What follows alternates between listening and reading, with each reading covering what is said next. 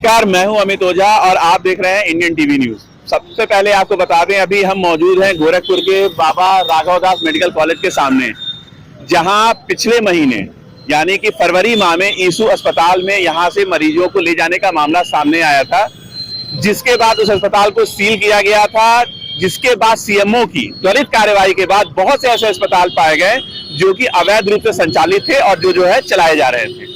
इसी संदर्भ में मिली सूचना के अनुसार जब हम एक पीड़ित की सूचना पर जब हम एक अस्पताल पे गए, जिसका नाम दी अर्पित हॉस्पिटल और रिसर्च सेंटर है, जो कि करीम नगर पे है, और वहां पे जब हमने इसकी खबर चलाई तो तथाकथित माफियाओं के द्वारा लगातार ये जो है धमकी दी गई कि उस खबर को आपको जो है अपने चैनल से डिलीट करना है और आप जो है झूठी खबर चला रहे हैं।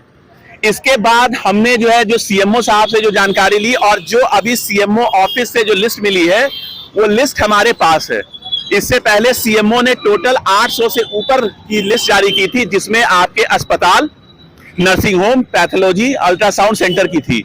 लेकिन जब हमने उनसे अलग से लिस्ट मांगी तो उन्होंने जो हमें लिस्ट प्रोवाइड की है, इसमें टोटल 355 अस्पताल ऐसे हैं जो पंजीकृत हैं और इसमें द अर्पित हॉस्पिटल और रिसर्च सेंटर का नाम कहीं दूर दूर तक नहीं है। प्राप्त सूचनाओं के अनुसार ये अस्पताल पिछले साल 31 मार्च 2023 तक विनय शुक्ला के नाम से पंजीकृत था। 31 मार्च 2003 पिछले साल से इसका पंजीकरण खत्म होने के बाद इसका दोबारा पंजीकरण नहीं कराया गया है। सबसे बड़ा खुलासा ये है कि ये लोग इतने दबंग प्रवृत्ति के हैं कि इतनी गलत करने के बावजूद भी ये लोग लगातार धमकियां दे रहे हैं। इसी संदर्भ में प्रेस क्लब में बुलाया गया और उसके बाद जो आप ये उंगली देख रहे हैं, इस उंगली को वहां के प्रेस क्लब के अध्यक्ष ने मोड़ा और उन्होंने ये धमकी दी कि अगर आप दोबारा खबर चलाते हैं या कोई करते हैं या प्रेस क्लब में अगर दोबारा आप आते हैं तो आपको गोरखपुर में रहने नहीं दिया जाएगा।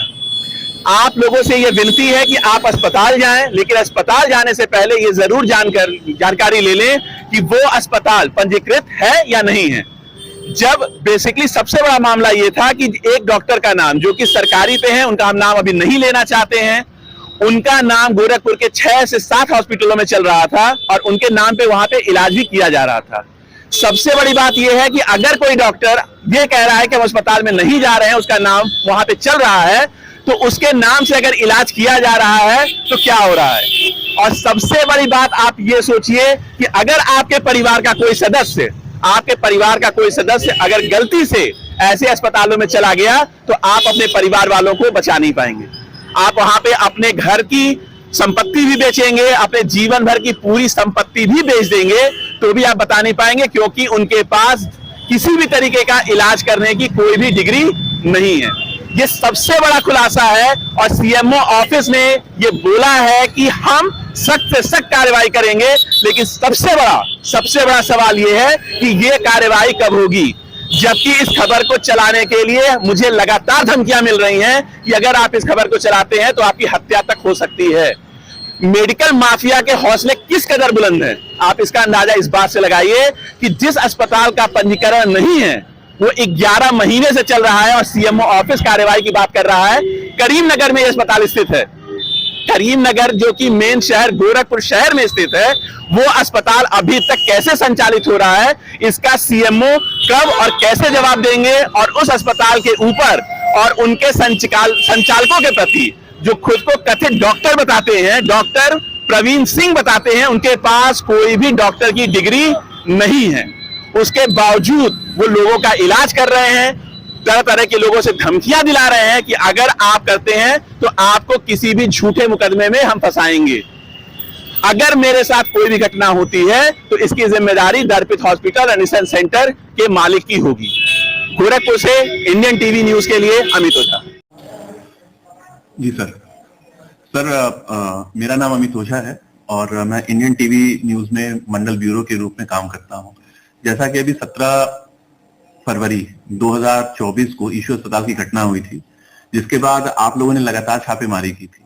इसी संदर्भ में एक हमें सूचना मिली थी कि हमारे क्षेत्र मेडिकल कॉलेज में करीम नगर में एक दी अर्पित हॉस्पिटल एंड रिसर्च सेंटर है, जिसकी जांच के लिए हम वहां पे गए तो वहां पे एक डॉक्टर का भी नाम था राशि ठाकुर का, जिसके संदर्भ में हमने एक न्यूज प्रकाशित की थी।